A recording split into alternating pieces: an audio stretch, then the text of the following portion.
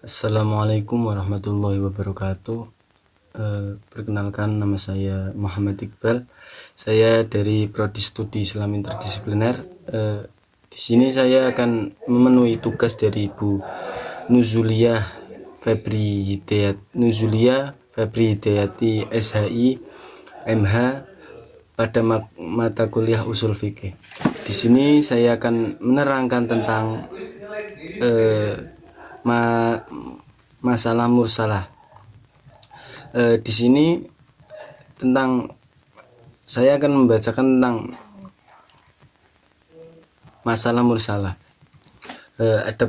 Sebelumnya saya akan menerangkan tentang pengertian dari masalah mursalah. Masalah mursalah menurut lughat terdiri dari dua kata, yaitu maslahah dan mursalah. Kata maslahah berasal dari kata bahasa Arab solaha yasluhu yang menjadi solhan atau maslahatan, yang berarti sesuatu yang mendatangkan kebaikan. Sedangkan kata mursalah berasal dari kata kerja yang ditafsirkan sehingga menjadi isim maf'ul, yaitu arsala yursiru irsalan mursilun, yang menjadi mursilun berarti diutus, dikirim, atau dipakai gitu, atau dipergunakan. Perpaduan dua kata menjadi maslahah mursalah, yang berarti prinsip kemaslahatan atau kebaikan yang dipergunakan menetapkan suatu hukum Islam. Selain itu juga dapat berarti suatu perbuatan yang mengandung nilai baik atau bermanfaat. Berarti suatu perbuatan baik dan bermanfaat itu akan menjadi prinsip kemaslahatan dari masalah mursalah gitu. Adapun menurut istilah ulama usul, ada bermacam-macam ta'rif yang diberikan diantaranya satu menurut Muhammad Hasbi As-Sidqi, yang mana masalah mursalah ialah diterangkan dalam makolahnya al-hafadhatu alal maqsudus syari'i bi daf'il mafasidi anil khalqi, melihara tujuan syarak dengan jalan menolak segala sesuatu merusakkan makhluk. Berarti maksudnya suatu syarak kita itu memiliki tujuan untuk mengikuti syarat atau melihara syarat, adalah termasuk menolak jalan sesuatu yang tidak baik gitu.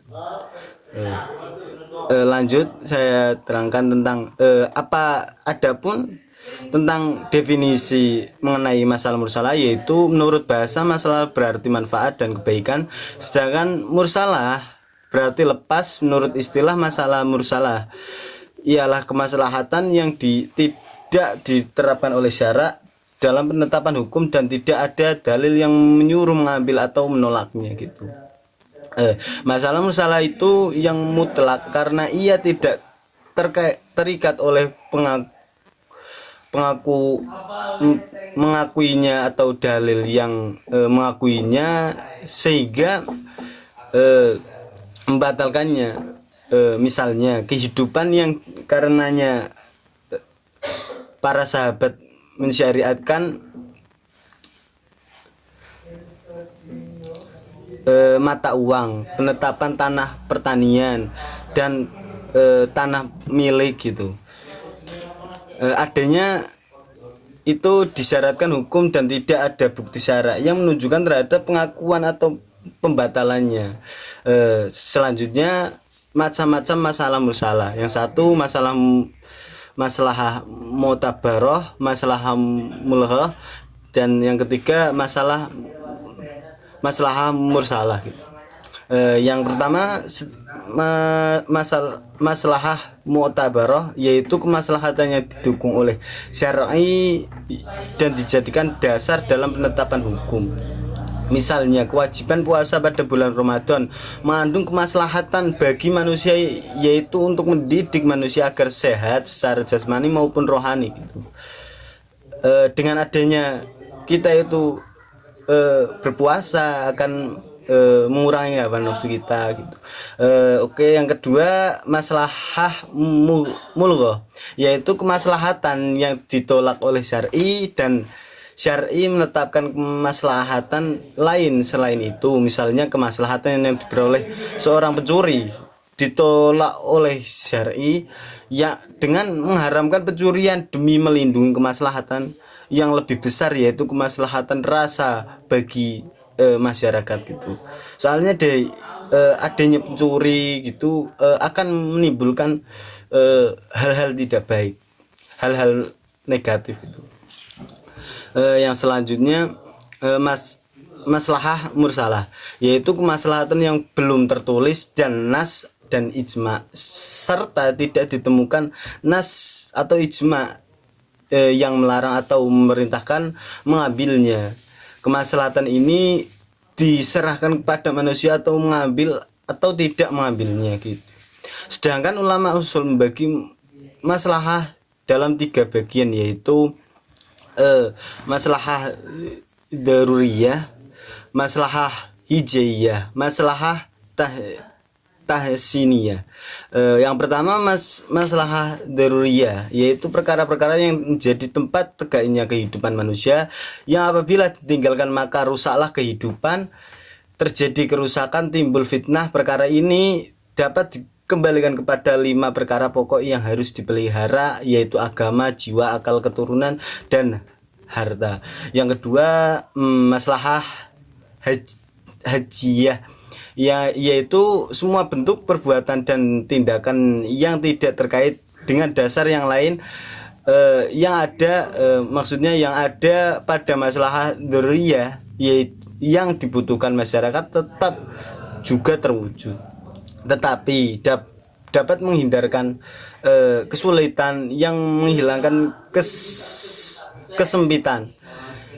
Hajiyah ini tidak merusak dan terancam, tapi bahaya, tapi hanya menimbulkan kesempitan. Dan hijah ini berlaku dalam lapangan ibadah, muamalah, dan jinayah gitu. Yang ketiga maslahah tahsiniyah, yaitu pergunakan semua yang layak dan pantas yang dibenarkan oleh adat kebiasaan yang baik dan dicakup oleh bagian makarimul akhlak, serta memelihara keutamaan dalam bidang ibadah, adat, dan muamalah. Jadi yang ketiga ini masalah tasniyah itu menjaga mempergunakan akhlak yang mulia gitu. Selanjutnya yang kedudukan masalah mursalah dalam istidlal. Tidak dapat disangkal bahwa di kalangan mazhab usul fikih terdapat perbedaan pendapat, karena adanya perbedaan itu akan menjadi maslahah dan mursalah, dan kehujatannya dalam hukum Islam baik yang menerima maupun menolak. Imam Malik serta pengikutnya mazhab Maliki adalah kelompok yang secara jelas menggunakan masalah mursalah sebagai metode ijtihad. Masalah mursalah juga dipergunakan di kalangan non Maliki dan antara ulama Hanabilah. Menurut mereka masalah di kalangan masalah mursalah merupakan induksi dari logika kumpulan nas, bukan dari nas rinci seperti yang diperlakukan dalam kias gitu. Oke. Kedudukan masalah mursalah kan bagi menjadi 3. Masalah yang pertama, masalah mursalah tidak dapat menjadi hujat atau dalil menurut ulama syariah, Hanafiyah, dan sebagainya, ulama Malikiyah, dan dengan alasan satu, bahwa dengan nas-nas dan kias yang dibenarkan, syariat senantiasa memperlihatkan kemaslahatan umat manusia. Tak ada satupun kemaslahatan manusia yang tidak diperlihatkan oleh syariat melalui petunjuknya. Yang kedua, pembinaan hukum Islam yang semata-mata didasarkan kepada maslahat, berarti membuka pintu bagi keinginan hawa nafsu gitu. Yang kedua, menurut Al-Ghazali, maslahat mursalah yang dapat dijadikan dalil hanya masalah doruriyah, sedangkan masalah hajaiyah dan masalah tasiniyah tidak dapat dijadikan dalil. Karena apa? Ya tadi soalnya penerapan hukumnya gitu.